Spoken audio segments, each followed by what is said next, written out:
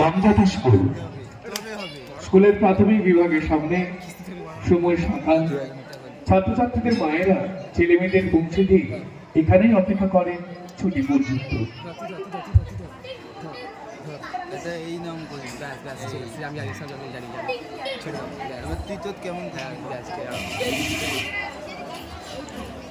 ও বাবা, রোজ রোজ এতটা পথ ঠেঙিয়ে ছেলেকে স্কুলে নিয়ে আসা আর পারা যায় না। তাও তো এখন শীত কেটে গেছে, অল্প স্বল্প গরম পড়েছে, খুব একটা কষ্ট নেই। কিন্তু শীতকালে অত ভোরে উঠে মেয়েটাকে নিয়ে আসা সে যে কি কষ্টে। এদিকে মেয়ের বাপের কোনো খুশ নেই, তিনি তো লেপ মুড়ি দিয়ে বেলা 9টা পর্যন্ত নাক ডাকিয়ে ঘুমোচ্ছে। আর সাত সকালে যত ঝামেলা এই দাসীবাদীর কাজ। রাজা বলেছি সুমিতা, পুরুষগুলো সবাই স্বার্থপর, ছেলে মানুষ করার সব ঝঞ্ঝাট আমাদের কাছে চাপিয়ে দিয়ে নিজেরা গায়ে হাওয়া লাগিয়ে ঘুরবে। শীতকালে কি শুধু এখানে আসার কষ্ট? রাত্রিরে ঘড়িতে অ্যালার্ম দিয়ে শো, ওই 4:30টার সময় ঘুম থেকে ওঠো, ছেলেটাকে জোর করে টেনে হিঁচড়ে ঘুম থেকে তোলো, মুখ হাত ধোয়াও, টিফিন খাওয়াও, বইয়ের ব্যাগ গুছিয়ে দাও, জুতো জামা পরিয়ে দাও, তারপর এখানে আসা। কম ছকমারি, কম ঝামেলা। তোমার আসতে কষ্ট কি করো দিদি? তোমার স্বামীর গাড়ি আছে, হুশ করে চেপে এখানে পৌঁছে যাও। আমার মতো যদি 8 মাইল পথ হেঁটে স্কুলে আসতে হতো তাহলে বুঝতে কষ্ট কাকে বলে। তোমার হাঁটা পথ, আর আমাকে যে মেয়েটাকে নিয়ে ভিড় বাসে গুতগুতি করে আসতে হয় তার বেলা, তার উপর জানলা বন্ধ করা, শীতকালে জানলা বন্ধ করা বাসের ভিতর ছাড় কাঁপিয়ে দেয়। আর বর্ষাকালে যে আমি ছেলেকে ওয়াটার প্রুফে ঢেকে কাক ভেজা হয়ে আসি, সেটা বুঝি কিছু নয়। ছাতা মাথায় দিয়ে অর্ধেক দিনে চান করে যাই। তুমি একলা ভেজো না দীপা, আমাকেও ভিজতে হয়। বাস স্ট্যান্ড থেকে স্কুলে আসতে আমাকেও ভিজতে হয় ভাই। তার উপর জানলা বন্ধ করা বাসের ভিতর ভিড়ের চাপে দম বন্ধ অবস্থা। তোকেই বা এত দূরে স্কুলের মেয়েটাকে ভর্তি করতে কে মাথা পেতে দিয়েছিল সুমিতা? কাছাকাছি কোনো স্কুল ছিল না বুঝি? সেখানেই ঢোকাতে পারতিস মেয়েটাকে, তাহলে আর বাসের ভিড়ে দম বন্ধ হয়ে আসতে হতো। হ্যাঁ, কাছাকাছি অনেক স্কুলে আছে, কিন্তু এত নাম করা ভালো স্কুল তো ছিল না, তাই কষ্ট হবে যেন দিদিকে এখানেই ভর্তি করলাম। আরে বাবা, স্কুলের জন্য তো আর ছেলেটা ভালো রেজাল্ট করে না, আসলে মাথা চাই মাথা। তুমি কি করে জানলে আমার মেয়ের মাথা নেই? হ্যাঁ, কত মাথা আছে তা তো ফার্স্ট টাইমের পরীক্ষাতেই বোঝা গেছে। একটা সাবজেক্টও পাই পাবে কি করে? আমি তো আর তোমার মতো স্কুলে দিদিমণির কাছে পড়তে পাঠাইনি। কি? আমি আমার ছেলেটাকে দিদিমণি আসছে করে দেয়? দাঁড়া, আজ আমি কমপ্লেন করছি স্কুলের সেক্রেটারির কাছে। তুই না, তুমি অবশ্য কমপ্লেন করলে সেক্রেটারি হয়তো রিন্টির হাতে টিসি করিয়ে দেবে। কেন ওই সেক্রেটারির হাতেই তো মোটা টাকা ডোনেশন দিয়ে তুমি তোমার রাজু সোনাকে স্কুলে ভর্তি করিয়েছো। কি? আমি ডোনেশন দিয়েছি? জানি জানি, আমরা সব জানি। তোমার রাজু সোনা অ্যাডমিশনে এলাও হয়নি, ব্যাগ ডোর দিয়ে স্কুলে ঢুকেছে, তাই তোমার এত লম্বা চড়া কথা। দেখেছিস দীপা, দেখেছিস কেমন বাবা বাবা কথা বলছে? দেখেছিস গাড়ি হাঁকিয়ে ছেলেকে স্কুলে পৌঁছে দাও বলে কি তুমি আমাদের মাথা কিনে নিয়েছো? তুমি বড় লোকের বউ আছো বলে কি তোমার কাছে চোখ হুজুর করে থাকতে হবে? সুমিতা, সামান্য একটা ব্যাপারে এত মাথা গরম করলে চলে? চুপ কর।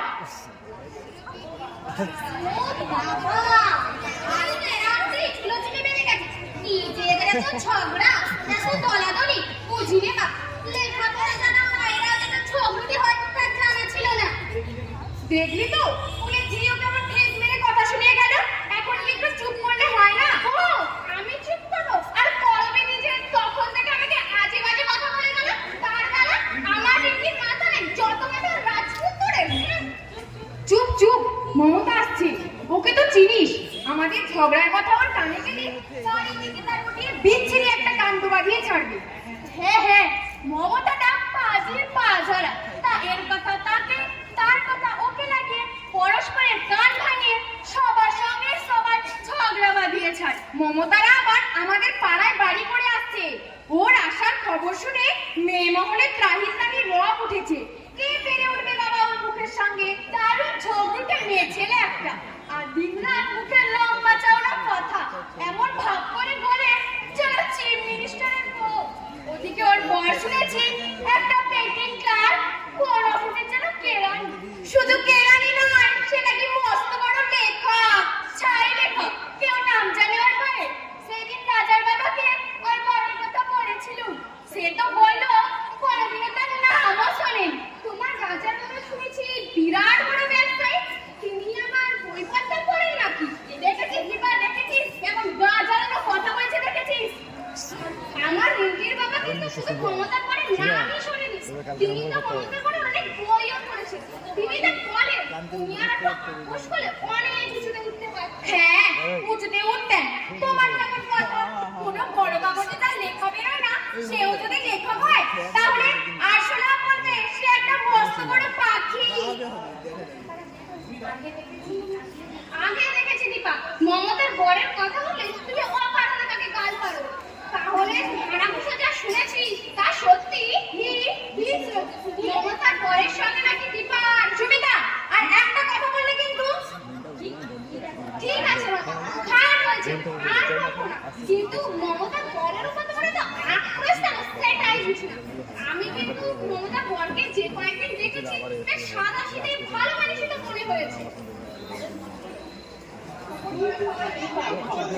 ওপর থেকে সবাইকে অমনি মনে হয়, তা তোমার লোকটার উপর যদি অতই টান তাহলে নিজের বরকে ছেড়ে ওর গলাতেই ঝুলে দেওয়া। কিন্তু তুমি যদি পিছাড়ে যাচ্ছ তাহলে আমিও হাতে হারিয়ে থাকবো।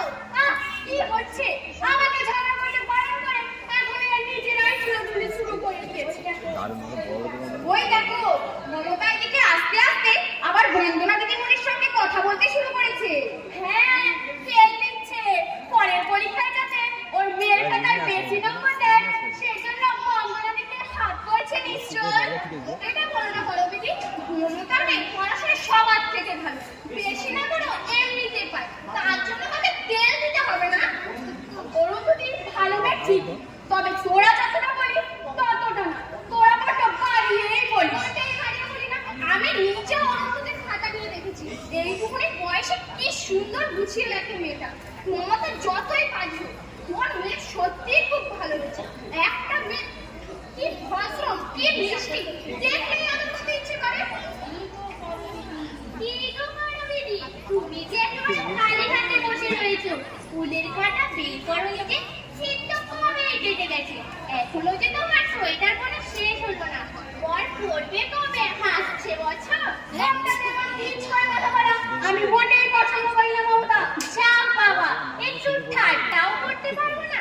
না হয় তুমি বড় লোকের বউ, আর আমাদের নুন আনতে পান্তা পুরো। কিন্তু এই স্কুলের সামনে তো আমরা সকলেই এক, সকলেই ছেলে মেয়ের মা। কি ঠিক বলিনি দীপা? হ্যাঁ, ঠিকই বলেছো।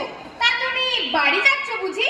যাও না, যাও, তোমার তো কাছেই বাড়ি, মেয়েকে স্কুলে পৌঁছে দিয়েই বাড়ি চলে যেতে পারো, আবার ছুটির সময় এসে নিয়েও যেতে পারো। কাছে বাড়ি হওয়ার এই একটা সুবিধে। আমার মতো সারাক্ষণ স্কুলের সামনে হতে দিয়ে পড়ে থাকতে হয় না।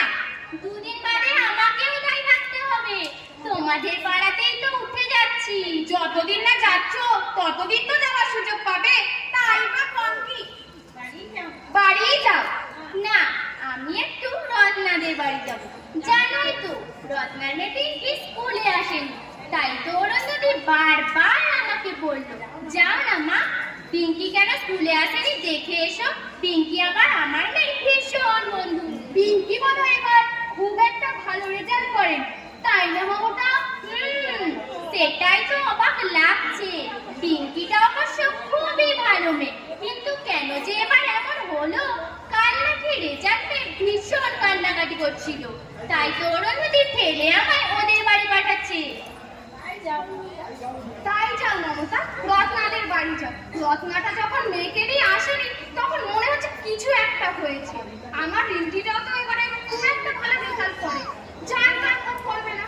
আমার রিন্টিটা অরুন্ধতির মতো মেরিটই আছে না, আর আমার পরবিধির মতো তো টাকা হয়ে যে এক একটা সাবজেক্টের জন্য এক একটা স্কুলের দিদিমণি রাখবো। দেখেছিস দীপা, দেখেছিস কেমন গা জ্বালানো কথা বলছে, দেখেছিস? হ্যাঁ, তাই করবো। কাল আমার রিন্টির রেজাল্ট খারাপ হতে এমনিতেই মরমে মরে আছি, তার উপর পরবিধি এতই অভদ্র যে কাটা ভাই রুমে ছিটে দিতে না বিবেকে বাঁধে। আর সুমিতা, কি তাল করো না তো, চুপ করো। না না, চুপ করবে কেন? মনে হচ্ছে তোমাদের মধ্যে কিছু একটা হয়েছে, এত গলায় গলায় ভাব তোমাদের, তবু নিশ্চয়ই কোনো গন্ডগোল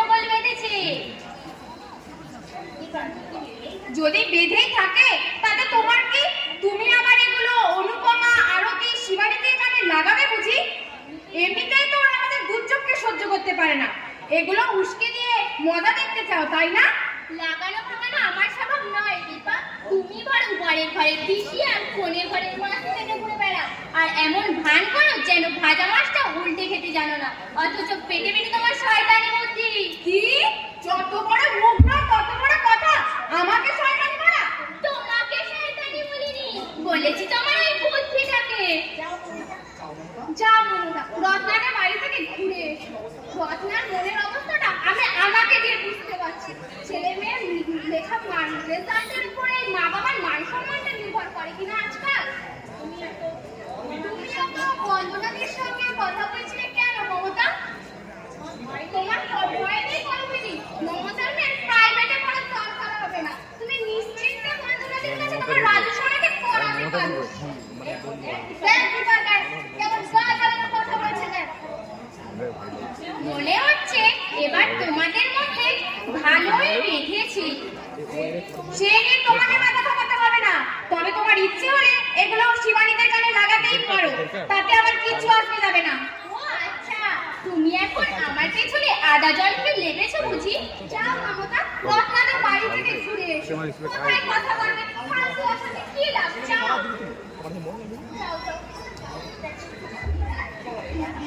এটা কিন্তু ঠিক হলো না সুমিতা, আমাদের নিজেদের ব্যাপার মমতার সামনে বলা।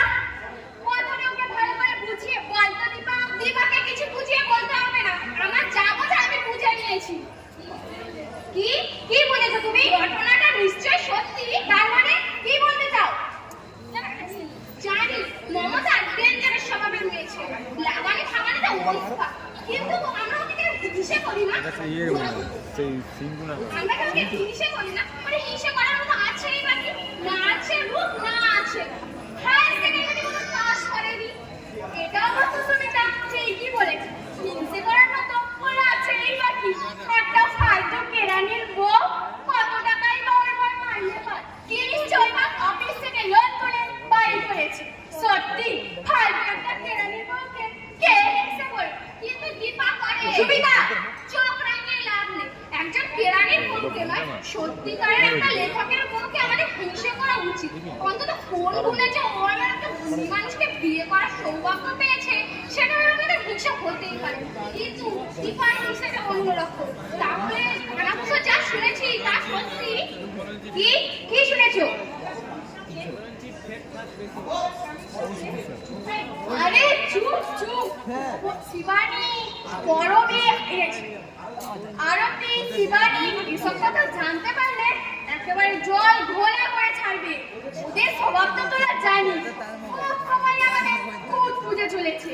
এমনিতেই মমতা অনেক কিছু শুনে গেল, তার উপর যদি আবার এসব কেচ্ছা বেরোয়।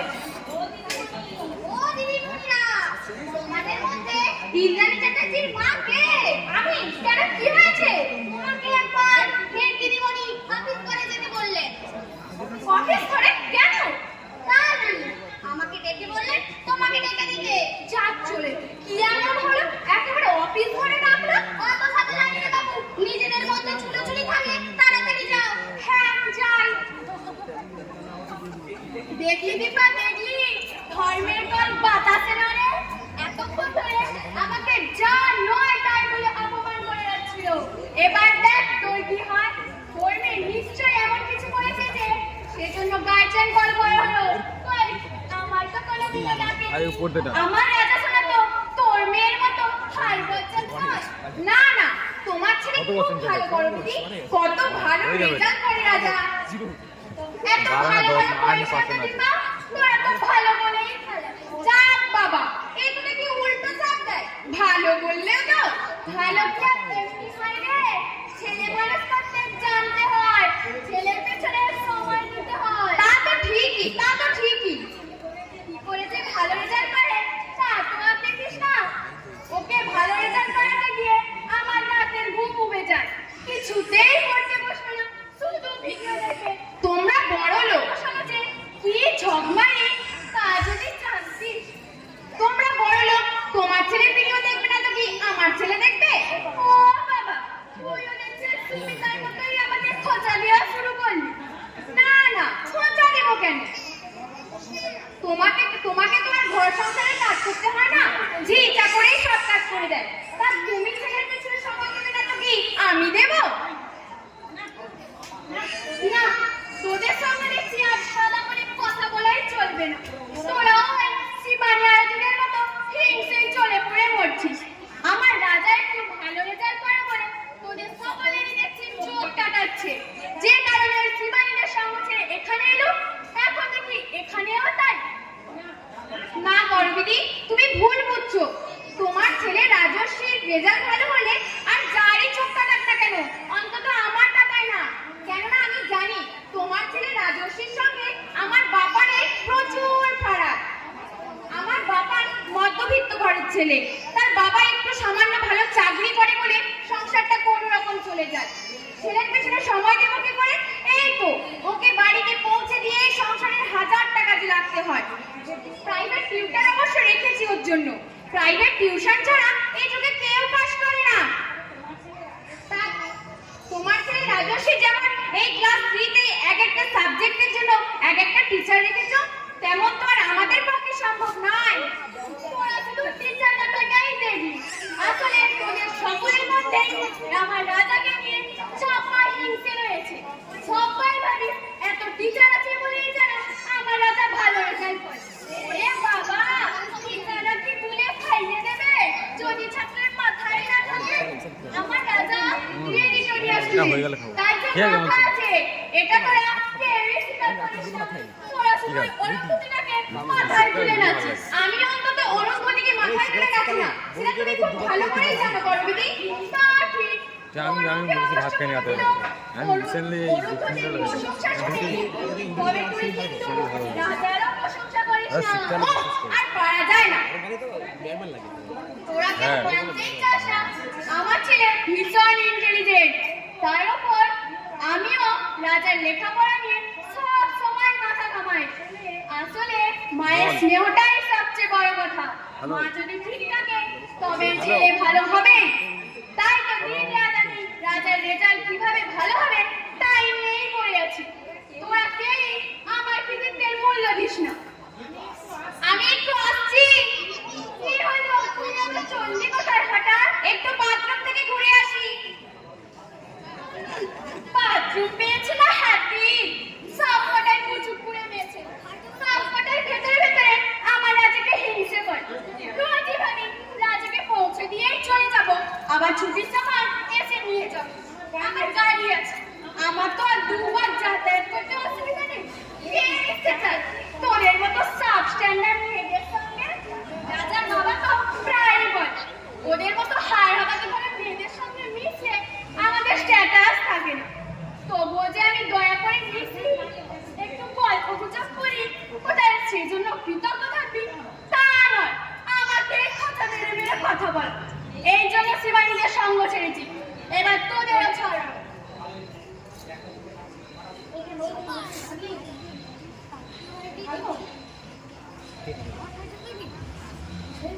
বল না ভালোই হলো। রোজই ভাবি এখানে এসেই বলবো, এদের সঙ্গে গল্পে মিশে তার হয়ে ওঠে না। এই সুযোগে একটু বুঝে নি। ও মা, আপনি এই ঘেমো গরমে সোয়েটার বুনছেন যে? হ্যাঁ, তোমাকে তা আপনি যে আজ ক্লাসে যান, আজ আমার ফার্স্ট ইয়ারটা অফ। অন্য সময় অবশ্য আজকে দিনে একটু দেরিতেই আসি, তবে কাল ওই ফার্স্ট টার্মিনালের রেজাল্টে বেরিয়েছে তো, যদি কোনো ভুলভাল হয়ে থাকে তাই আগেই এসেছি হেডমিস্ট্রেসকে হেল্প করার জন্য। তা আপনি চাপা দম বন্ধ করা গরমে সোয়েটার বুনছেন কেন? শীত তো সে কবেই কেটে গেছে। আসছে শীতে প্রস্তুতি নাকি? আর বলেন কেন দিদি, ছেলে লেখাপড়া নিয়ে এত মাথা ঘামাতে হয় যে ওনার সময় পায় না। অথচ 3 বছর ধরে আমার ওনাকে কথা দিয়েছে যে একটা সোয়েটার বুনে দেবে। সেই সোয়েটার আজও বোনা হয়নি। আমরা দুলের একেবারে পঞ্চবার্ষিকী পরিকল্পনা। আর বলেন কেন দিদি, এই এক ছেলের জন্য অন্য কোনো দিকে মন দেওয়ার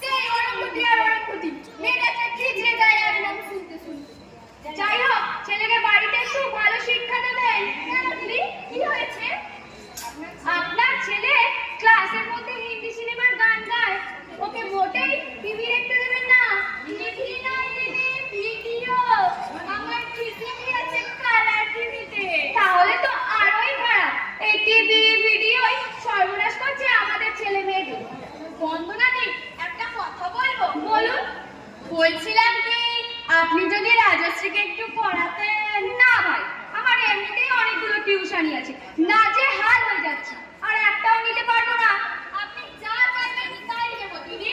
শুনি আপনার অনেক টাকা, আমাদের স্কুলের অনেক টিচারকেই আপনার ছেলের জন্য রেখেছে, তবে আপনার টাকার গোলামি করাটা আমার পক্ষে সম্ভব নয়, সরি।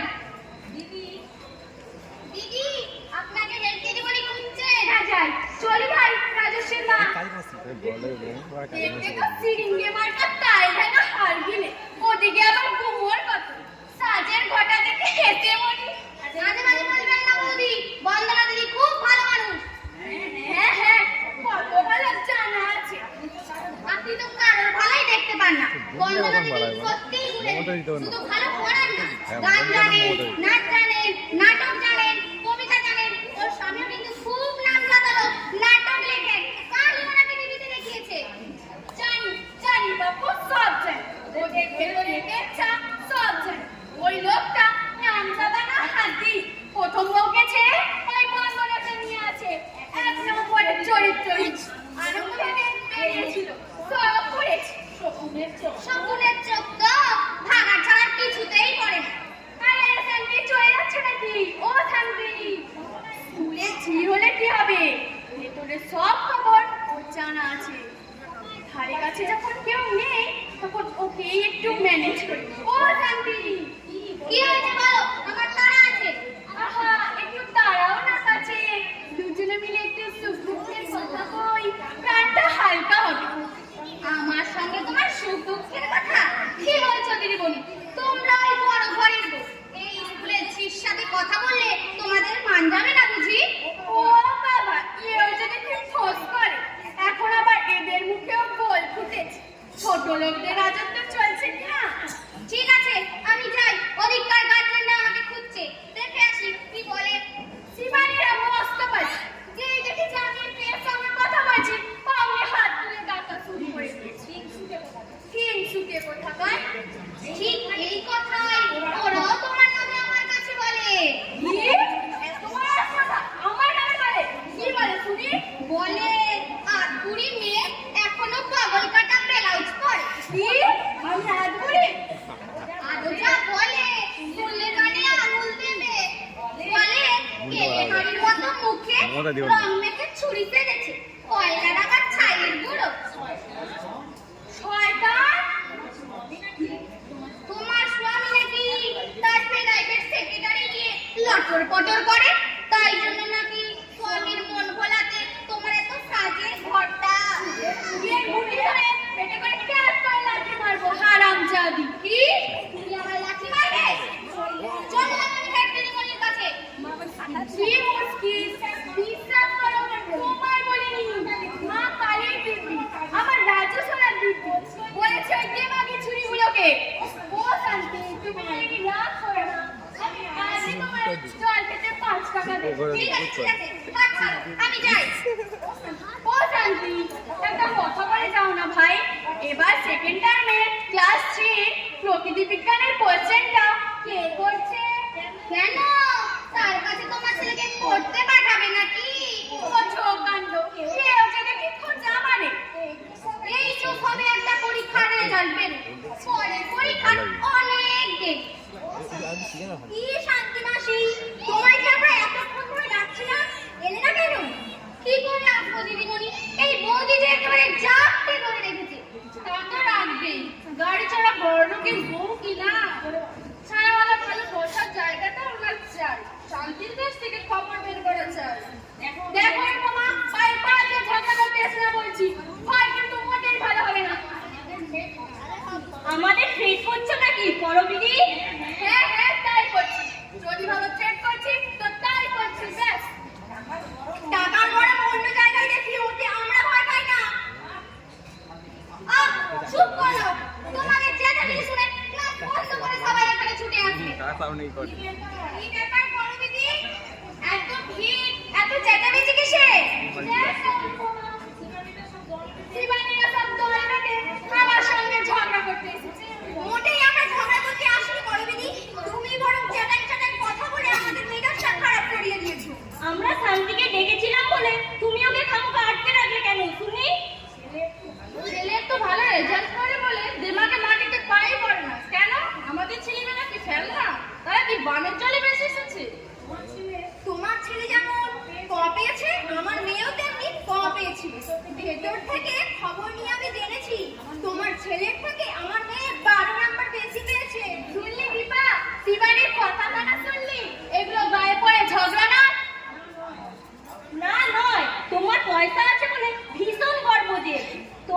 ছেলে মানুষ করতে আর কেউ পারে না বুঝি?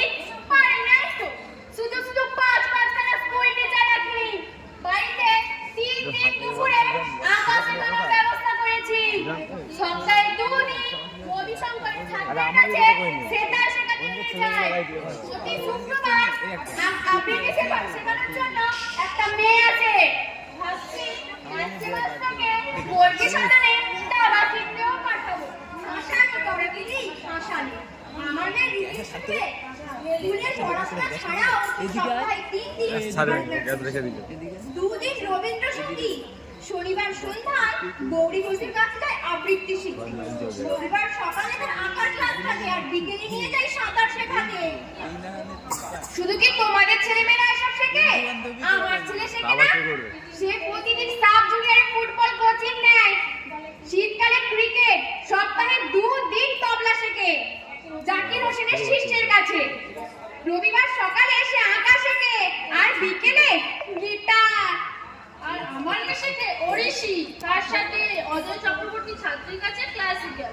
ব্যাডমিন্টন খেলে, সাঁতার শেখে, আবৃত্তিটা আমরা শিখতে পাঠাবো। আরে বাবা, বাবা রে বাবা, ছেলে মেয়েগুলোকে শেখাতে এরা মেরেই খেলাধুলো করেছে। আর আমার মেয়ের কথা শুনবে, সে মণিপুরি শেখে, আঁকা শেখে। বিজন চৌধুরীর ছাত্রীর কাছে পাঠাবো তাকে, ঠাকুরমণি কুটির কাছে পাঠাবো তাকে, আর পাঠাবো সুচিত্রা মিত্রের রবি তীর্থে। একটা গাছে এরা সব রকমের ফল ফলাতে চাই দেখছি।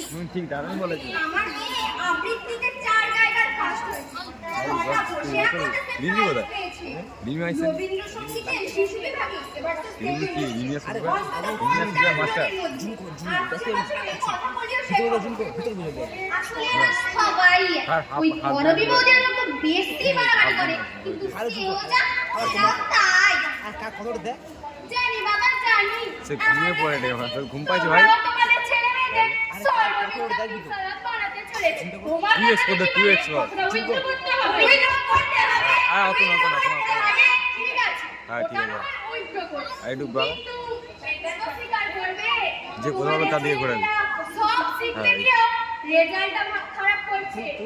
আমার রাজা কিন্তু সব শিখেও তোমার হ্যাঁ, এবার 2x করতে। রেজাল্টটা ওই ভালো হ্যাঁ, করছে। ঘুরে কর, ঘুরে কর। আর বলছে ওপাশে না, ঘুরে কর, ওপাশে। সব সাবজেক্টে অত না, হাই অত না। শুধু Yes, রাজা yes, বাবা yes, yes. আমার মেয়ের বাবা ক্লাস 1 থেকে ফার্স্ট হয়ে এসেছে। আমার স্বামী হায়ার সেকেন্ডারিতে ন্যাশনাল স্কলারশিপ পেয়েছিল। আর আমার উনি বিএসসি তে বোটানি অনার্সে ফার্স্ট ক্লাস ফার্স্ট হন। বাবা রে বাবা, এখানে যত ছেলে মেয়ে পড়তে আসে তাদের সবার বাংলায় ফার্স্ট হতো। তবে সেকেন্ড হতো কারা? কারাই বা ফেল করতো? অফিস রুম থেকে আপনাদের চিৎকারটা নেমেছে শোনা যাচ্ছে। কি হয়েছে এখানে? কিছু না দিদিমণি।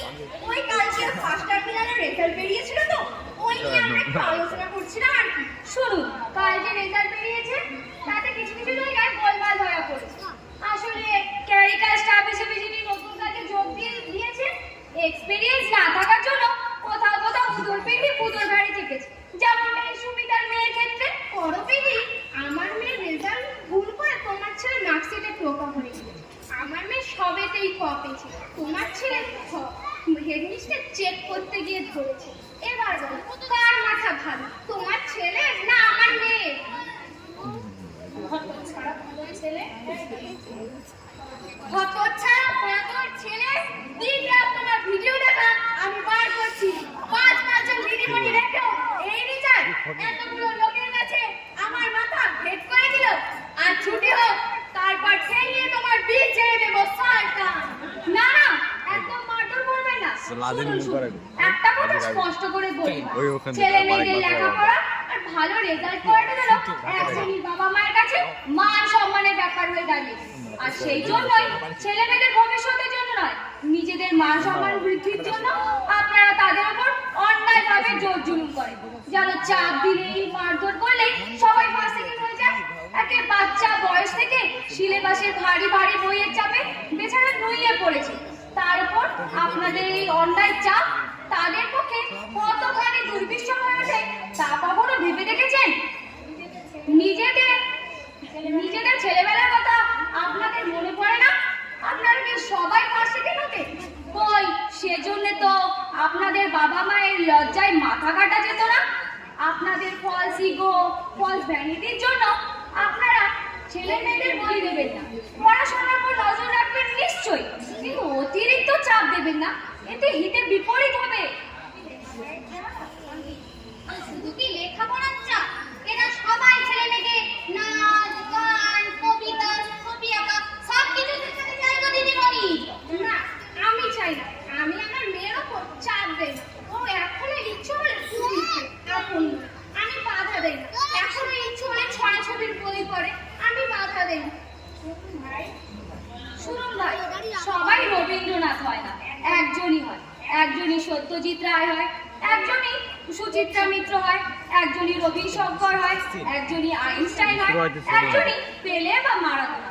আর আপনারা সবাই চান আপনাদের ছেলেমেয়েরা একই সঙ্গে রবীন্দ্রনাথ, উদয় শঙ্কর, সুচিত্রা মিত্র, দেবব্রত বিশ্বাস সব হোক। তাই কখনো সম্ভব? দয়া করে এইভাবে সব দিক দিয়ে চাপ দিয়ে সবকিছু বানাতে গিয়ে আপনারা তাদের শৈশবটাকে হত্যা করবেন না। দোহাই, কালকের ওই খারাপ রেজাল্ট দেখে দিদিকে কি মারটাই না মেরেছে। মেয়ের চাপা কান্না এখনো আমার কানে বাজছে। অবশ্য ওর মেয়ে থেকেও মারাত্মক কাণ্ড ঘটেছে পিঙ্কি বলে মেয়েটার বেলায়। ও সেকেন্ড হয়েছে, অরুন্ধতির পরেই ওর নাম্বার, কিন্তু রেজাল্ট ঢুকতে ভুল হয়ে যাওয়ার ওকে ফেল দেখানো হয়েছে, দেওয়া হয়েছে। ওই জন্যই রত্নাজ মেয়েকে নিয়ে স্কুলে আসেনি, হয়তো লজ্জায় আর অপমানে। থাকতে হবে। পিঙ্কি আত্মহত্যা করেছে, আত্মহত্যা। কি বলছো? ঠিকই বলছি। খারাপ রেজাল্ট করার বাড়াইতে তো আমরা চাপা পড়ি। রত্নাকে মেয়েকে ভীষণ বকাবকি করেছে, আর রাতে খেতে না দিয়ে অন্ধকার ঘরে আটকে রাখে। সকালবেলা দরজা খুলে দেখে মেয়ে আত্মহত্যা করেছে। দেখুন দেখুন, সবাই ইঁদুর দৌড়ের পরিণাম দেখুন। একটা ফুল অকালেই ঝরে গেল, শুধুমাত্র আমাদের ভুলে নয়, আমাদের অন্যায় আচরণের ফলে। হচ্ছে রত্নাটা পাগল হয়ে গেছে, বড্ড পাগল। পিঙ্কি অরুন্ধতিকে যে এখন কি বলি, পিঙ্কি যে ওর প্রাণের বন্ধু ছিল। যান মমতা, হেডমিস্ট্রেসকে গিয়ে খবর দিয়ে আসুন, এক্ষুনি যেন স্কুল ছুটি দিয়ে দেওয়া হয়, আর ছেলেমেয়েরা যেন এই মাঠে আসে, শোক সভা হবে। এক্ষুনি বলে আসছি বন্দনাজি। এই ঘটনা থেকে আপনারা শিক্ষা নিন। ছেলে মেয়েদের পড়াশোনাকে আপনারা মান সম্মানের বিষয় করে তুলবেন না। মনে রাখবেন, স্কুলের রেজাল্টটাই জীবনের সব নয়। আসলে জীবনটা হলো একটা লম্বা দৌড়, একটা দীর্ঘ যাত্রা। আর সেখানে সাফল্যের মাপকাঠি এই স্কুল কলেজের রেজাল্ট নয়। একটা কথা ভেবে দেখুন তো, প্রতি বছর মাধ্যমিকে, উচ্চ মাধ্যমিকে, বিএ, বিএসসি, বিকম, এমকমে শত শত ছেলে ভালো রেজাল্ট করে। তারপর তারা কোথায় যায়? কে বা তাদের মনে রাখে? হ্যাঁ, হয়তো তারা বড় চাকরি পায়, সুন্দরী মেয়েকে বিয়ে করে, প্রচুর টাকা রোজগার করে, ছেলেপুলের বাপ হয়, তারপর মারা যায়। পৃথিবীর মানুষের তাদের জন্য কোনো যায় আসে না। কিন্তু একজন স্কুল পালানো ছেলে রবীন্দ্রনাথ হয়, একজন প্রায় অশিক্ষিত লেটোর গানের ছেলে নজরুল হয়, একজন প্রায় আইএফএল ভবঘুরে যুবক শরৎচন্দ্র হয়ে যায়। সভ্যতা চিরদিন এদেরই জন্য প্রহর গড়ে প্রতীক্ষায়। বললাম ওইটা বললাম।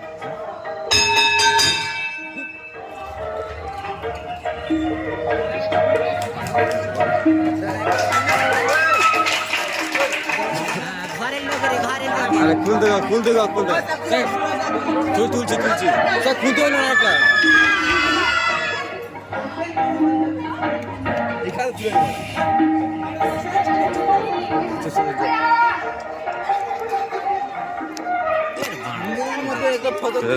দেখি। এই তো ছাত্রদের পরিবেশ হয় নাটক ইঁদুর দৌড়।